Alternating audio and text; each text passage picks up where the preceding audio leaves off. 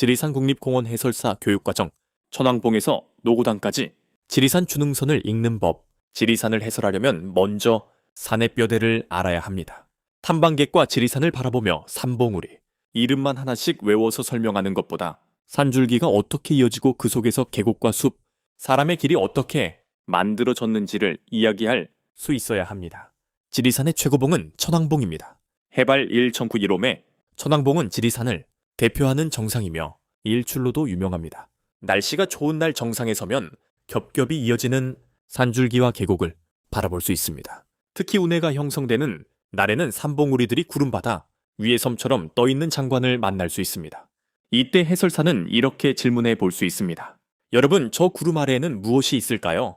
구름 아래에는 우리가 걸어온 계곡과 숲, 마을과 길이 있습니다.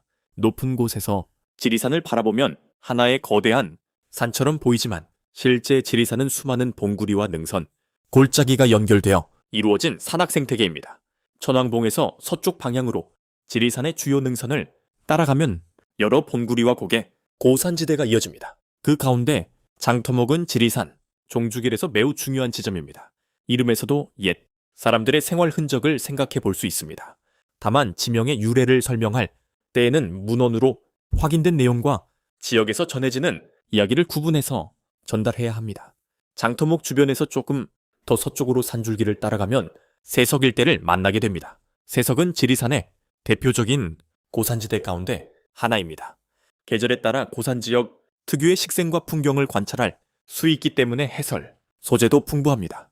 하지만 아름다운 경관만 이야기해서는 안 됩니다. 높은 산의 식생은 탐방객의 작은 행동에도 영향을 받을 수 있습니다. 정해진 탐방로를 벗어나 식생을 밟는 행동이 반복되면 자연환경이 훼손될 수 있습니다. 그래서 해설사는 아름다움과 함께 보전의 이유를 설명해야 합니다. 주능선을 계속 따라가면 벽소령을 비롯한 여러 고개와 봉구리들을 만나게 됩니다. 그리고 연하천 일대를 지나면 지리산 서부의 중요한 봉구리인 반야봉을 만날 수 있습니다. 반야봉은 지리산을 대표하는 봉구리 가운데 하나입니다. 천왕봉이 지리산 동부를 대표하는 상징적인 정상이라면 반야봉은 서부 지리산의 산세를 이해하는 대중요한 위치를 차지합니다. 또한 주능선에는 토끼봉도 있습니다. 산 이름 하나하나에는 자연 환경뿐 아니라 옛사람들의 이동과 생활, 지명에 관한 여러 이야기가 숨어 있습니다.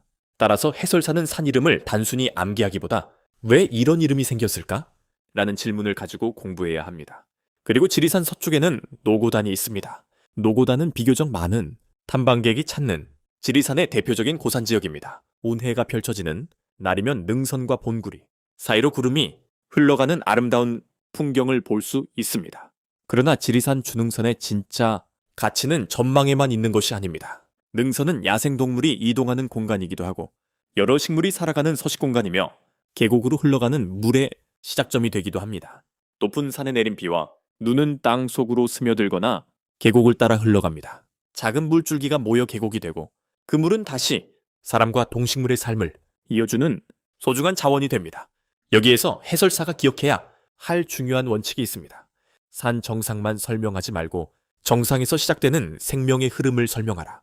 천왕봉에서 한 방울의 빗물이 떨어졌다고 생각해 보십시오. 그 물은 바위를 지나고 숲을 통과하며 계곡으로 흘러갑니다. 계곡 주변에는 이끼와 식물이 자라고 곤충과 물속 생물이 살아갑니다. 아래쪽에서는 그 물이 사람들의 생활과도 연결됩니다. 이렇게 설명하면 탐방객은 높은 봉구리와 자신이 걷고 있는 계곡이 서로 다른 공간이 아니라 하나로 연결되어 있다는 사실을 이해하게 됩니다. 또 한 가지 중요한 것이 날씨와 안전입니다. 높은 능선의 날씨는 산 아래와 크게 다를 수 있습니다.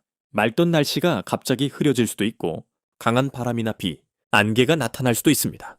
따라서 해설사는 경관 설명과 마지막으로 지정 탐방로 이용, 충분한 장비, 준비와 안전 수칙의 중요성을 알려야 합니다. 현장에서 산 능선을 바라보며 이렇게 이야기해 보십시오. 저 멀리 보이는 봉구리들은 각각 떨어져 있는 산처럼 보이지만 능선으로 서로 연결되어 있습니다. 자연도 마찬가지입니다. 숲과 계곡, 야생동물과 사람은 서로 떨어져 있는 존재가 아니라 하나의 생태계 안에서 연결되어 있습니다. 천왕봉에서 노고단까지 이어지는 지리산의 능선은 단순한 등산길이 아닙니다. 수많은 생명이 살아가는 터전이며 물이 시작되는 곳이고 오랜 세월 사람들의 발걸음과 이야기가 이어져 온 길입니다. 지리산의 산줄기를 읽을 수 있을 때 비로소 해설사는 눈앞에 보이는 산을 넘어 지리산 전체의 이야기를 탐방객에게 들려줄 수 있습니다.